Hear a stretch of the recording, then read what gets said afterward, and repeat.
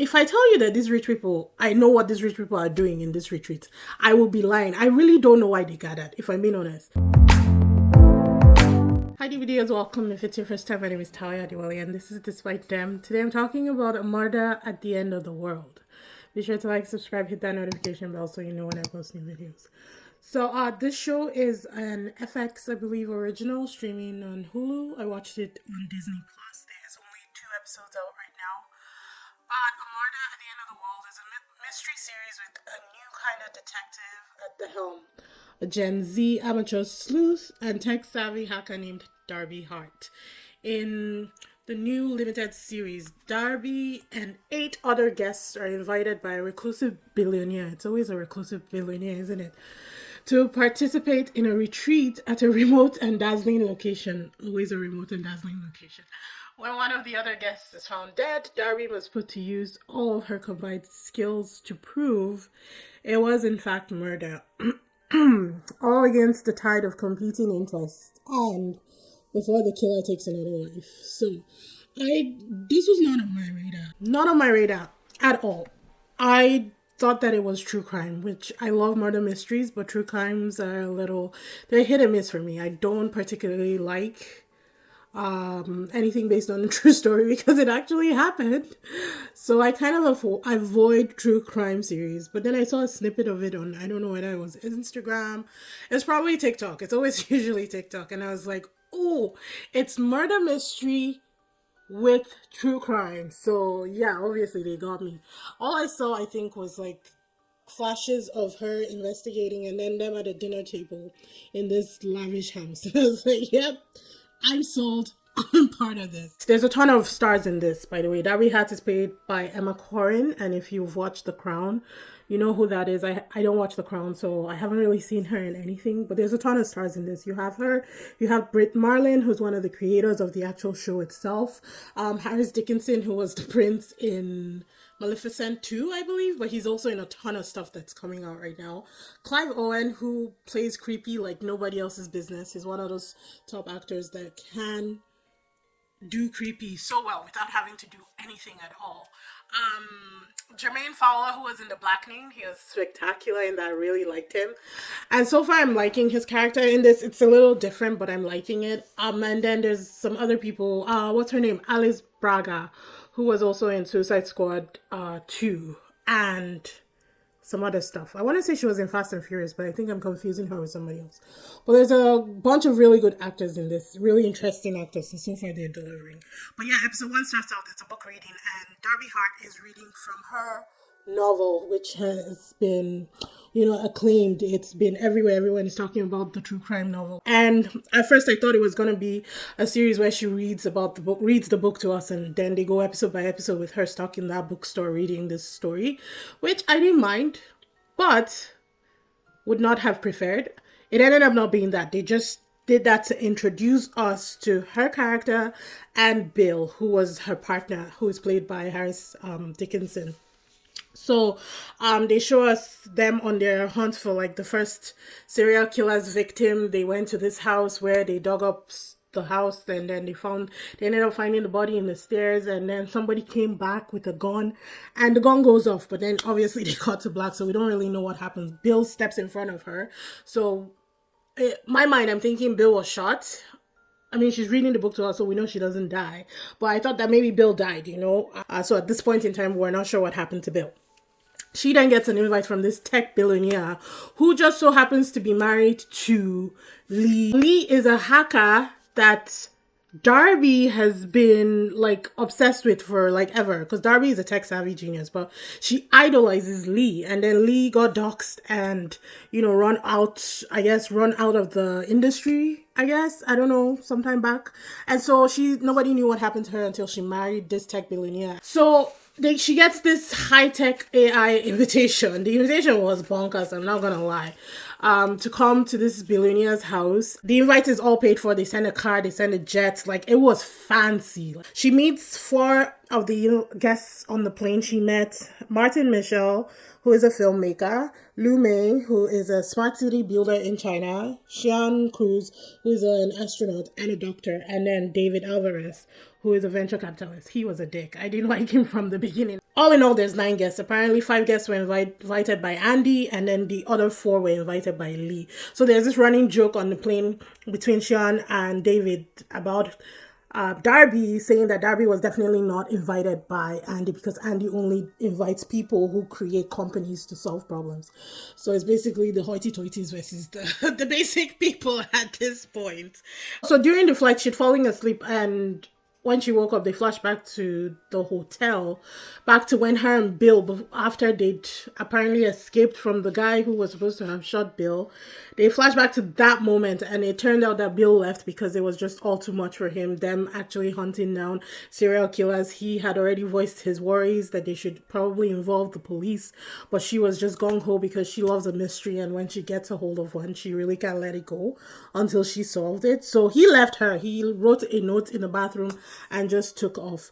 And the timelines, the age timelines of this whole thing happening, especially the flashback when she was with Bill, it would mean that she was around 15 or 16. And I have a lot of questions about it, but I'm thinking that they will answer these questions as we go, so I'm just going to hold that to myself. The plane lands and they're in Iceland, of all places, in this new hotel that Andy and Lee had built. It's tech-savvy. It's run by this AI called Ray, who was the one who came to invite her to the retreat in the first place. So Andy's whole thing when they gather, all of them gather for dinner, is that the world is dying and they want to create or find a way to sustain it. I don't know, it's rich people talk. It was giving crazy to me, I'm not gonna lie. Lee, when they go to toast, this really doesn't have anything to do with anything, but I watch a ton of murder mysteries and it's all these clues that you're supposed to see as the series go or as the movie goes. But Lee, when it was time to toast, she said, here's to finding a way out.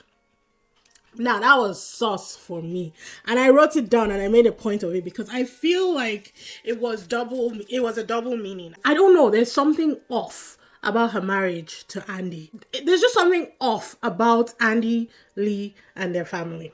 Then we now see the 9th invite, who was, so the other 4 were, like I said, Oliver, Ziba, and Rohan. Oliver is in robotics. Ziba is an activist who was able to introduce end-to-end encryption during their activism or something like that. Rohan, we don't know what he does yet. And the 9th person who joined them during dinner was Bill Farah, her ex-boyfriend, who is now known as Fangs, a gorilla artist. So he's made a ton of money now. He's very famous. So after dinner, she and Bill get to talking, right? And he says he came for Lee, but he doesn't explain further. He also tells her that he needs to tell her something and that she should meet him in his room. Gives her his room number. She at first was not interested. She takes a shot, like she dabbles, and then obviously you know that she will still go there. So by the time she ends up going there, she hears moaning and is about to walk away, and then she hears things crashing and breaking. Runs out because the door is locked and the door can only be opened by an encrypted ring that all of them get, which gives them access to their rooms and all the facilities in the hotel, but not other people's rooms, obviously. So she runs outside, goes to the glass door, and she sees him crawling. He's got blood all over him. She wants to go get help, but he tells her to stay, and then he dies. So obviously Bill is the one who gets killed. And I'm just like, I don't know. I would have preferred if Bill was alive and, they tag team again to find a serial killer. But it makes more sense that she would be more involved if it was somebody that she knew and cared about. And that's where episode 1 ended. So episode 2, which is called The Silver Door, it picks up with Xian. They get Xian, who is the only doctor on site right now because apparently the weather conditions in Iceland would not let the ambulance get to them. Xian gets in, tries CPR, tries to resuscitate him. It doesn't work. Darcy is overwhelmed and flashing back and forth between the present and the past. Her dad is a coroner, so it flashed back to when she saw her first dead body. And then we're flashing back and forth between then and her scene in front of Bill and everything happening. Her crime spirit is still working in the background, so she's noticing things around the room, but she's still very overwhelmed with the fact that Bill is dead, and his body is right there. Andy then comes, and he and Sheehan share a look, which honestly, again, murder mysteries, you have to pay attention. Otherwise, you're going to have to watch it like 700 times to connect the dots at the end. But they definitely shared a look, and there was something in that look. Something was said in that look. Darby is ushered out, and they offered her some meds just so that she could knock out herself and sleep.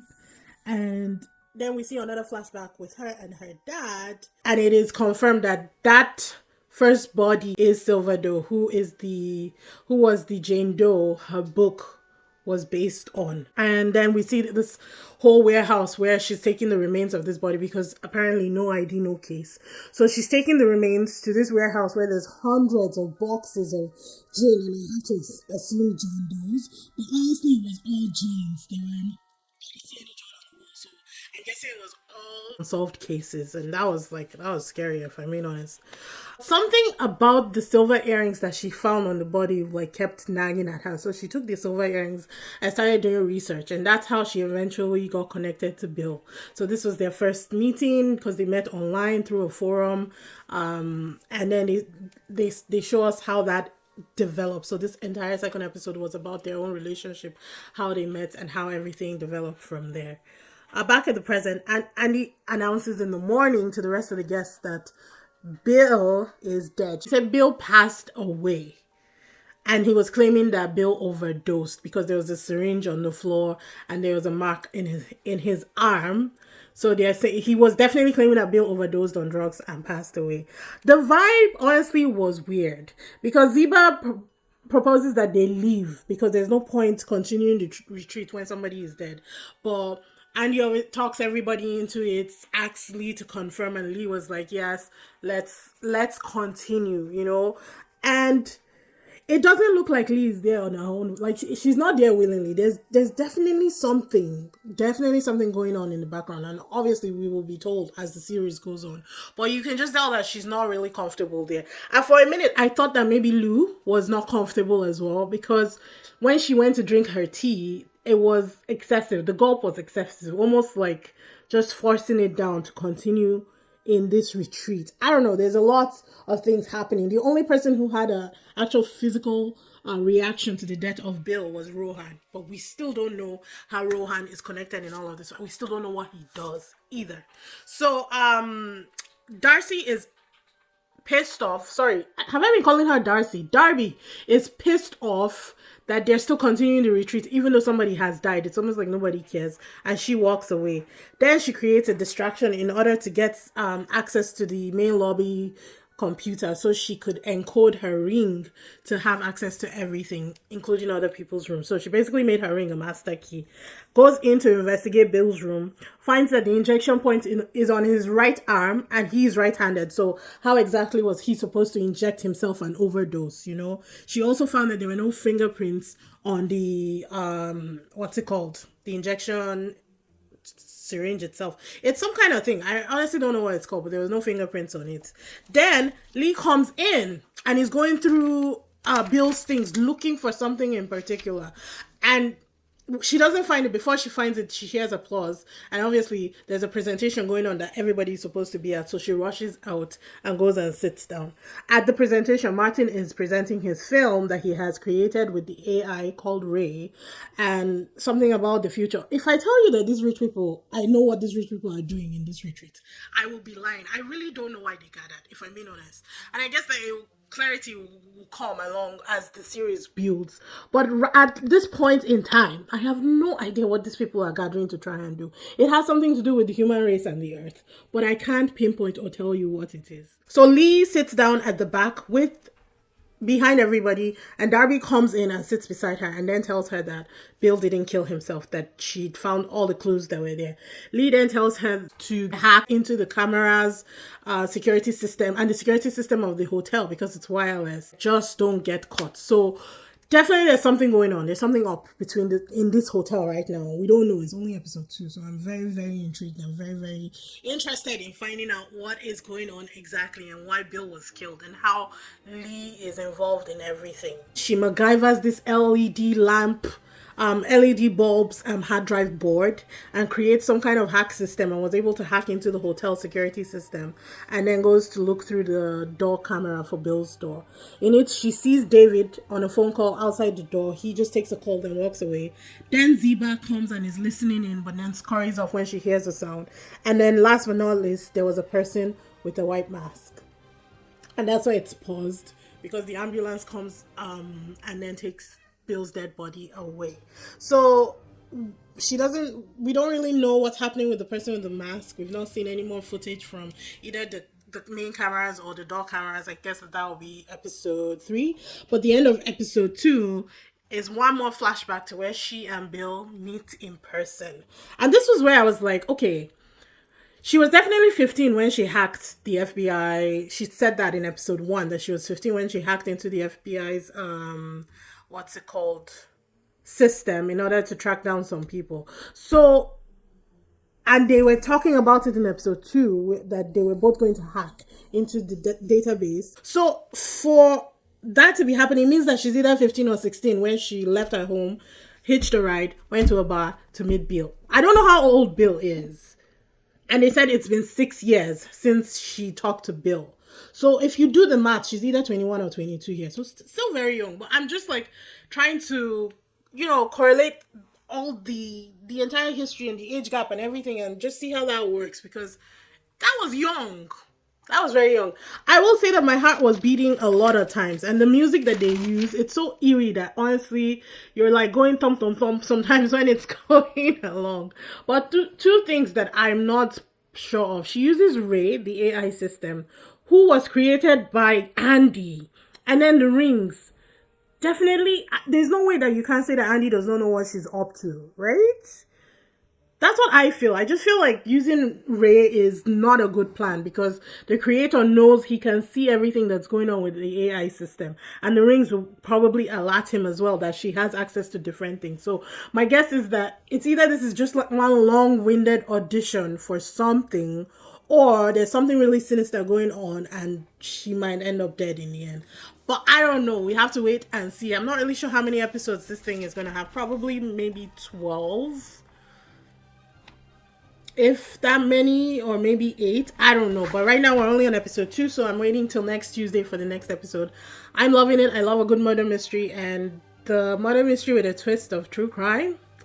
It's pretty exhilarating. I'm not gonna lie. I'm really liking it, and this might be a new thing for me. So far they've done really well. But yeah, let me know if you've watched it. Let me know what your theories are. Let me know what you think happened. Be sure to like, subscribe, hit that notification bell, and I will see you in the next one.